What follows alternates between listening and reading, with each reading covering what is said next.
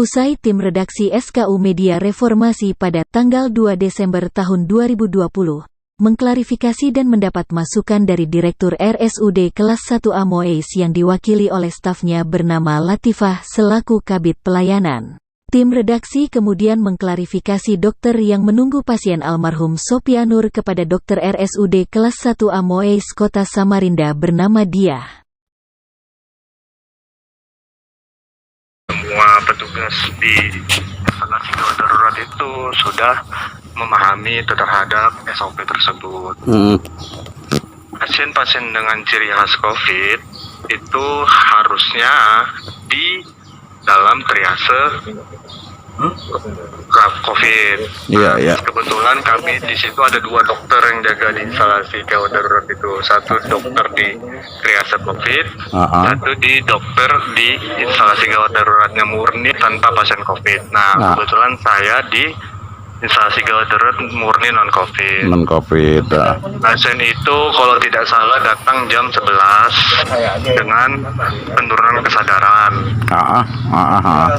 Pemeriksaan triase COVID dia lolos dari pengakuan keluarga karena kita bisa melakukan alo anamnesa.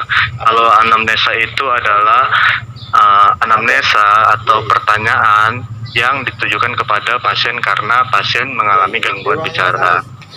Ciri-ciri kita bisa menaruh pasien itu di ruang triase COVID adalah dari tanda-tanda fisik seperti saturasi, respirasi. Nah, jika ada dari situ kegawatan COVID, maka kita taruh di kegawatan COVID. Sebetulnya dokter Indah di situ kan yang menerima awal itu harusnya dokter Indah. Nah, dokter Indah itu sudah tepat melakukan triase. Kemudian masuklah pasien ini lolos terhadap triase COVID. Dia dengan penurunan kesadaran. Kita curiganya terhadap stroke pasien ini. Tidak ada mengarah ke COVID karena gejala klinisnya tidak ada mengarah ke COVID.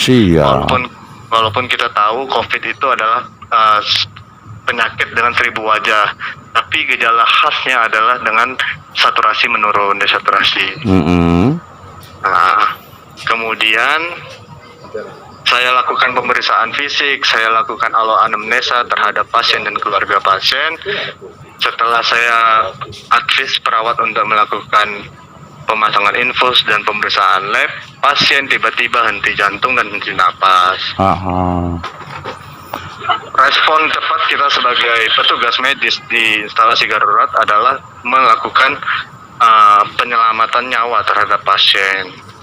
Kita lakukan resusitasi pijat jantung, kita masukkan obat-obat pemacu jantung, sampai kurang lebih 30 menit kita lakukan pemeriksaan tersebut, tetapi nyawa pasien tidak tertolong. Ya, itu belum ada pemeriksaan lab. Nah, setelah pasien kita nyatakan meninggal kurang lebih 20 menit, ya, kemudian pasien sudah mengurus kepulangan, mengurus jenazah, kemudian surat itu hasil lab keluar dan menyatakan hasil rapidnya reaktif. Sentak kita terkejut. SOP kita kalau pasien-pasien dengan rapid reaktif atau mengarah ke COVID itu dengan sesuai dengan protokol COVID, ya. Nah, di awal itu kalau kita misalnya di triase COVID, di IGD COVID itu ada surat inform consent yang menyatakan satu, pasien bersedia didata, surveillance keluarga bersedia didata, kemudian tidak bersedia untuk dipijat jantung, dan kemudian bersedia untuk dimakamkan secara COVID. Iya. Nah, itu kalau di IGD COVID. Tapi kejadiannya ini pasiennya lepas dari IGD COVID karena pasien keburu meninggal dan itu adalah keadaan yang kondisi life threatening, sangat mengancam nyawa. Iya. Ya, kita sebagai petugas medis tidak akan membiarkan seperti itu kecuali triasenya dia nyangkut di triase COVID. Tapi karena dia berhubung masuk di IGD umum, kita langsung melakukan penyelamatan itu tanpa ada hasil lab. Itu karena triasenya sudah lewat, karena kita yakin ini triase sudah lewat. Nah, ternyata hasil labnya udah keluar seperti itu tadi. Hasil rapidnya reaktif. Itu jenazah sudah sempat mau dibawa pulang, itu sudah mau dimandikan. Kemudian saya menghubungi tim pemulasaran segala macam. Karena tidak ada surat hitam di atas putih yang menyatakan pasien ini COVID di awal, kita curigai COVID di awal, tetapi karena hasil labnya itu, saya tetap memberitahuan kepada keluarga bahwa pasien ini hasil rapid testnya mengindikasikan ada virus, walaupun rapid itu bukan gold standar terhadap pemeriksaan COVID-19 itu. Siap dokter. Ya, saya jelaskan bahwa pada SOP-nya pemerintah, rumah sakit, apabila rapid positif, reaktif, pemulasaran akan tetap seperti SOP-nya. Siap. Karena bukan terkonfirmasi Bapak itu ya, masih probable karena bukan swab hasilnya ya. Nah, kalau swab itu gold standarnya, baru kita bisa bilang terkonfirmasi. Ya, itu peraturan Kementerian Kesehatan yang terbaru dikeluarkan. Oke. Akhirnya saya menghubungi itu, saya berkonsolidasi terhadap sama keluarga. Saya menawarkan kepada keluarga untuk dimakamkan secara protokol COVID. Keluarga menolak dan keluarga menandatanganin surat pernyataan menolak pemakaman secara COVID. Tapi kita punya SOP juga, saya tetap menjalankan SOP di rumah sakit bahwa jika pasien ingin dibawa pulang, kita lakukan pemulasaran jenazahnya secara protokol, pemulasaran jenazahnya. Walaupun itu pasien darah kukar, saya laporkan ke hotline COVID kukar terhadap Ibu Ida, kalau nggak salah namanya, dikonfirmasi, beliau suruh telepon ke Puskesmas Bakungan atau Puskesmas Lodure. Saya konfirmasi ke situ juga. Ya. Kemudian jika pasien mau dibawa pulang, itu harus diketahui oleh RT setempat. Saya suruh keluarga untuk menghubungi RT setempat dan RT setempat menyetujui untuk pasien tersebut dibawa pulang. Saya jelaskan apabila pasien ini reaktif, kemudian jikalau memang nanti mau dimakamkan, dimandikan segala macam pemulasarannya, itu harus mematuhi protokol, harus diberitahu yang mandikan segala macam segalanya. Tapi kita dari rumah sakit tetap pemulasarannya seperti SOP kita, yaitu kita bungkus rapat, kita masukkan ke dalam peti. Itu kita lakukan dan keluarga menyetujui. Semuanya suratnya di situ ada jelas kok. Itu aja sih yang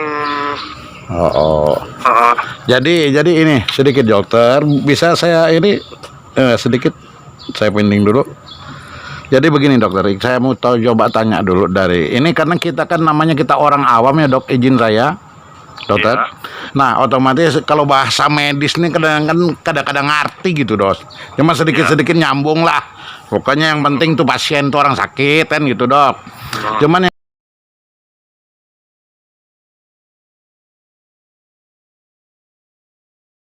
ada indikasi ke COVID atau tidak itu dok? Kalau indikasi ke COVID, semua sekarang kalau dia hasil pemeriksaannya probable, hasil labnya probable, itu sudah mengindikasikan ke COVID, Pak. Oh, sudah mengindikasi. Otomatis apa itu? Karenanya lah dokter bertindak supaya pasien tersebut dilakukan secara protokol COVID gitu ya? Sebentar. Sebelum saya jatuh ke protokol COVID, di awal pemeriksaan, jadi kita itu melakukan pemeriksaan pada pasien itu berdasarkan anamnesis. Anamnesis itu pertanyaan-pertanyaan kita yang menjurus terhadap penyakit pasien, bisa itu pada pasien maupun pada keluarga. Kemudian setelah anamnesis kita lakukan pemeriksaan fisik. Dok, sebentar dok, mumpung saya ingat dok. Ketika dokter melakukan anamnesis tadi, apa keluhan pasien yang utama? Bisa bicara nggak? Keluhan pasien itu tidak bisa berbicara telo. Jadi kita sebentar, saya jelaskan dulu sebentar ya. Kita mendapatkan diagnosa itu adalah penyakit yang kita curigain terhadap pasien itu melalui 3. Yang pertama anamnesis tadi, yang kedua pemeriksaan fisik, dan yang ketiga pemeriksaan penunjang. Oke. Dalam 80% diagnosa itu kita bisa 80% anamnesis dan pemeriksaan fisik itu kita bisa menentukan diagnosa sementara pasien itu. Nah, saya menentukan diagnosa sementara saya. Nanti dok, sebelum masuk diagnosa dok, saya masuk diagnosa nih, saya pengen tahu anamnesenya ketika melakukan anamnesis kepada pasien. Pertama itu secara non fisik, secara fisik kan, mungkin ada pemeriksaan. Kira-kira waktu pas pemeriksaan anamnesis pasien itu tadi, itu pertama dia kan kata dokter nggak bisa bicara ya.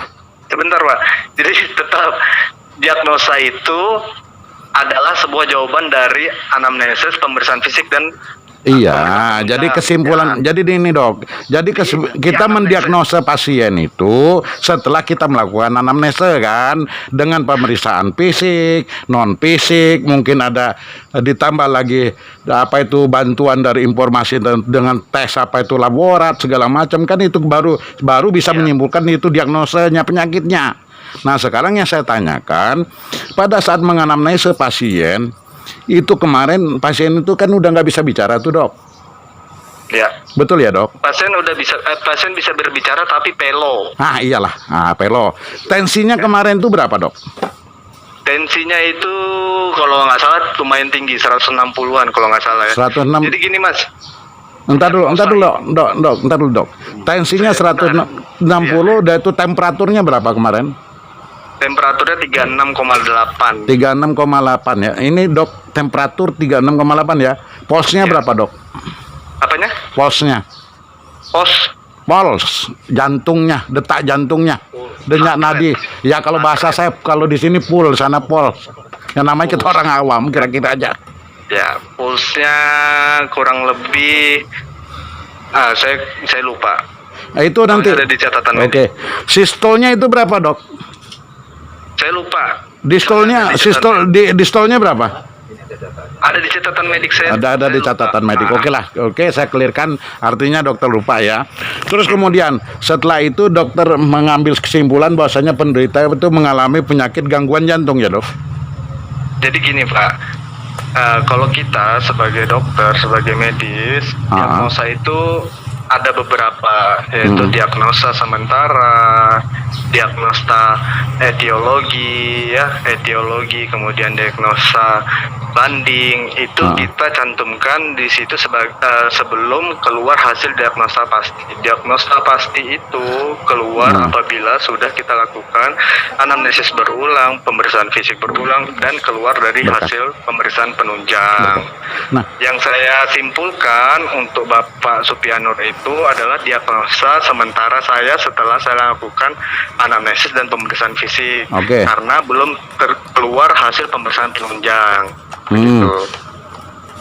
Oke, dok sedikit. Ketika jadi artinya kesimpulannya diagnosenya yang jelas bagi kami perlu, yang penting kan diagnosa dokternya apa sebenarnya pasien ini kan dari penyakitnya. Itu kalau saya dengar dari masyarakat, pihak keluarga korban itu dia mengalami istilahnya masuk dalam kategori COVID kan gitu. Nah, kemudian ada juga keterangan ada gangguan jantung. Makanya saya itu mengklarifikasi di sini, namanya kita itu jangan sampai ada fitnah, jangan sampai ada salah omong. Makanya saya langsung ke dokternya. Nah itu. Kalau diagnosa sementara saya terhadap Bapak Supianur itu adalah pertama satu. Diagnosa itu banyak mas ya, karena penyakit itu bisa banyak. Ya namanya gejala penyakit itu menyeluruh. Cuman rata-rata kan dokter kan lebih ahli menyimpulkan. Kayak penyakit malaria tipes saja itu hampir sama kok, panas tinggi bla bla bla bla. Bisa juga nanti ketika dia biasanya kena tipes kronis, larinya ke observasi ke arah COVID, bener nggak? Bisa, jadi nggak cuma satu. Nah itu betul. Meninggal tuh nggak bisa aja satu, cuman bisa juga ditambah dengan penyakit lainnya. Nah, betul. Hasil dari pemeriksaan saya terhadap Bapak Supianur itu, diagnosa saya itu stroke non hemorragik yang pertama. Nah itu yang penting dok. Kemudian yang kedua cardiac arrest, dan yang ketiga probable COVID. Siap, Probable dokter. COVID itu kan kita sesuai dengan peraturan Kementerian Kesehatan. Probable itu masih probable, masih curiga karena cuman dalam hal ini kan sudah harus dilakukan secara protokol kesehatan, Dok, ya. Iya betul. Kalau dari peraturan kementerian itu harus dilakukan protokol kesehatan, Pak. Oke, sekarang saya ambil singkat aja. Nah, dokter pada waktu kemarin setelah pasien datang, dokter ngambil langkah tindakan memeriksa pasien, kemudian dokter sudah memberikan diagnosa pasien dan melakukan tindakan, Dok. Nah, tindakan yang dilakukan itu apa aja, Dok? Yang pertama kita tetap mengadakan resusitasi nggak, Dok? Itu kan jantung. Oh jelas. Oh, jelas. Bisa dilihat di catatan medik saya itu, saya kurang lebih hampir 30 menit saya melakukan resusitasi jantung. Padahal pada pasien COVID itu petugas medis sangat besar resikonya, dan saya mengambil resiko besar itu. Nah, karena itu kan berorientasi pada penyakit jantung, makanya saya tanya satu ya. Nah, kemudian saya lakukan resusitasi jantung, kemudian saya masukkan obat-obatan pemacu jantung untuk mengembalikan lagi pacuan jantungnya. Kemudian kami beri nafas bantuan. Oke, dokter izin saya. Dok, kalau boleh tahu obat apa yang dimasukkan nama dokter pada saat pertama awal melakukan tindakan? Ini tindakan apa nih? Karena tindakan kan begini, pertama begitu dokter pasien datang, dokter melakukan tensi, ya toh. Kalau ada tensi, kalau menurut pasang infus, sudah itu oksigen, bla bla bla. Nah, kemudian tadi kan setelah dokter melakukan suatu analisa atau anamnesa dan pemeriksaan, kemudian dokter melakukan suatu kesimpulan bahwa pasien ini adalah penyakit jantung, lalu obat apa yang dokter awal berikan sama dia? Karena jantungnya berhenti, kita berikan inotropik pemacu jantung, yaitu epineprin. Epineprin ya, Dok? Epineprin ya. Oke. Nah, kemudian jarak berapa lama, Dok, pasien itu plus? Kurang lebih kita lakukan resusitasi jantung kurang lebih 20 menit sampai 30 menit. Nah, kemudian pasien itu plus ya? Kalau nggak salah ya, kalau saya nggak salah itu 2255 pasien itu henti nafas, kita lakukan resusitasi sampai dengan 2315. Oke. Jadi artinya taruhlah kurang lebih 30 menit pasien itu plus. Ya. Setelah dilakukan itu sudah sesuai dengan standar American Heart Association. Iya, yang penting target kita begitu pasien datang dilakukan tindakan selama 30 menit pasien meninggal. Kan begitu ya, Dok ya. Terus kemudian dilakukan lagi, dokter mengarahkan kepada, karena itu ada indikasinya ke arah COVID ya, maka dokter menyarankan pasien ini, keluarga pasien untuk dilakukan tindakan melalui protokol COVID, betul, Dok ya? Ya, itu. Kemudian pasien itu COVID dari hasil labnya. Betul, oke, dari hasil lab. Hasil lab yang diorientasi dokter itu kan lab darah, Dok. Apakah hemoglobin, bilirubin, bla bla bla bla bla. Nah, yang dokter berorientasi pada hasil lab itu tentang apanya kok arahnya ke COVID? Dari hasil rapidnya. Rapidnya. Ya. Sudah keluar hasil rapid, Dok? Sudah keluar hasil. Berapa jam? Kurang lebih setengah jam setelah pasien dinyatakan meninggal. Setengah jam. Nah, pemeriksaan rapid test itu berapa lama? Wah, itu petugas lab yang tahu, laboratorium. Oke, udah clear deh, Dok. Kita disuruh tahu semua. Siap. Juga, Oke, ya. Oke. Ini maaf, secara umum deh, Dok. Saya mau tanya tahu ilmunya nih sama dokter. Dokter, ketika pemeriksaan lab, pemeriksaan darah dilakukan pemeriksaan di lab, itu masa waktu yang diperlukan untuk menentukan dia di rapid test itu berapa lama gitu loh? Maksudnya pertanyaan bisa diulang? Misalnya kita mengambil sampel darah, kita bawa ke laborat, kita cek untuk menentukan rapid testnya, hasilnya itu berapa lama, Dok? Bisa keluar hasil itu? Rapid. 1 jam. 1 jam. Ya. Sekarang dokter pasien dalam jangka waktu 30 menit meninggal. Ya toh? Kata dokter. Karena kalau makanya pasien kan 15 menit tuh. Up to you lah, makanya saya konfrontir di sini 30 menit. Kemudian begitu keluarga pasien mau bayar, kemudian dokter menyatakan itu kena Sudah berdasarkan Pasien hasil. belum membayar itu saya. Ya, ya mau membayar, maaf dok, karena kita jauhan jadi nggak jelas ya, cuman dikit-dikit jelas deh ya. Ketika pasien mau membayar administrasi di stop karena kata dokter dia sudah masuk ke arah COVID, makanya perlu di pelaksanaan COVID kan gitu ya. Ya. Nah, oktav waktu ini yang saya lagi perhitungkan. Apa itu? Oktav waktu penentuan antara bahwasanya hasil rapid test keluar dengan jarak waktu antara dokter menyampaikan ke pasien gitu loh. Kemudian dokter ketika sudah mendapatkan pasien yang ada dampak ke COVID-nya, apa upaya dokter kepada para pihak? Misalnya ada kaitannya terhadap pemerintah, petugas COVID di luar sono. Nah, untuk mempull up di lapangan ketika pasien itu dibawa pulang. Ya, itu kami menghubungi hotline COVID Kukar. Siapa aja yang dihubungin, dok? Hotline COVID Kukar. Hotline COVID Kukar ya. Terus apa lagi, dok? Dari hotline COVID Kukar sudah saya laporkan temuan pasien tersebut. Kemudian dari hotline COVID Kukar itu diarahkan ke Puskesmas Loduri. Dari Puskesmas Loduri juga saya arahkan ke situ. Kemudian dari Puskesmas Loduri mengarahkan ke RT Pakungan setempat. Dokter. Oke, itu RT Pakungan itu dihubungin oleh pihak keluarga bersedia untuk seperti itu pemulasarannya, pemakaman di daerah tersebut katanya. Dinas kesehatan dihubungi sama dokter. Oh enggak, kita hubungin langsung ke hotline COVID. Kalau di daerah Samarinda, saya pasti hubungin ke Dinas Kesehatan Samarinda. Karena ini posisinya kan pasien kokar. Oh, jadi karena pasien itu pasien kokar, maka dokter berorientasi kepada hotline COVID ya? Iya. Oke, jadi mereka yang menindaklanjuti laporan ke Dinas Kesehatan.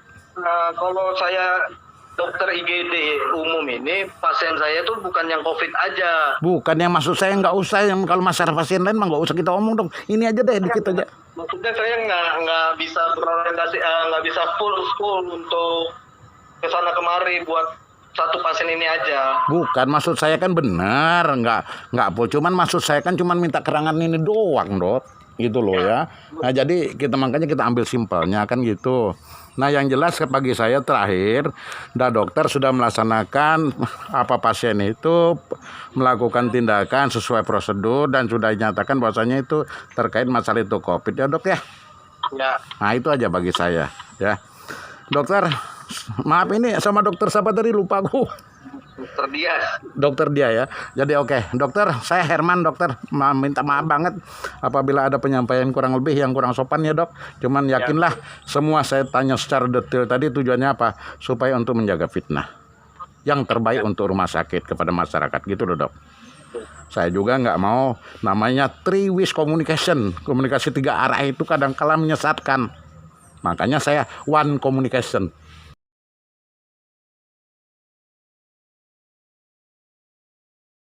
Dari Kota Samarinda, Kalimantan Timur, reporter SKU Media Reformasi Hamzianah Putri melaporkan.